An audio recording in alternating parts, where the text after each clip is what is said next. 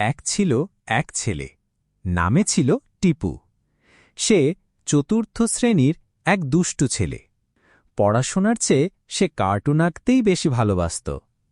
খাতার শেষ পাতায় সারাদিন নানা রকম মজার চরিত্র আঁকত।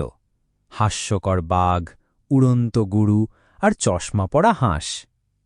একদিন স্কুল থেকে ফেরার পথে সে এক অদ্ভুত বৃদ্ধ লোককে দেখতে পেল। লোকটি রাস্তার ধারে বসে পুরনো পেন্সিল বিক্রি করছিল।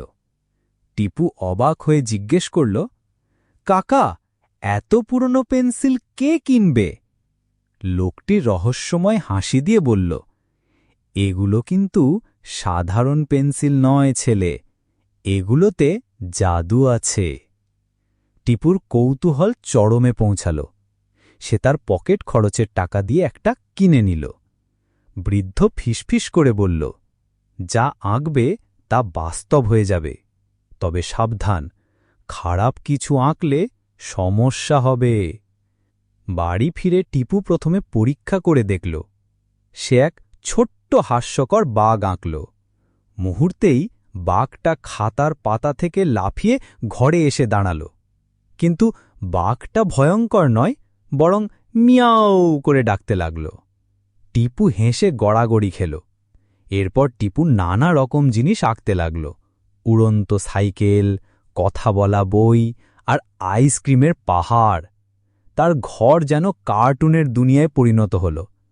কিন্তু একদিন সে মজা করতে গিয়ে একটা বিশাল ডাইনোসর আঁকল।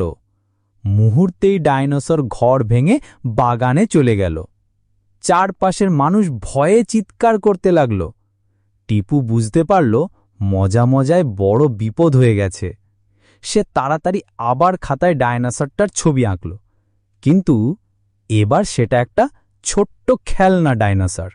হুশ! বিশাল ডাইনোসরটি মিলিয়ে গিয়ে ছোট্ট খেলনায় পরিণত হল। বৃদ্ধ লোকটির কথা টিপুর মনে পড়ল, খারাপ কিছু আঁকলে সমস্যা হবে। সেদিন থেকে টিপু প্রতিজ্ঞা করল, সে কেবল এমন কিছু আঁকবে যা সবার উপকারে লাগে।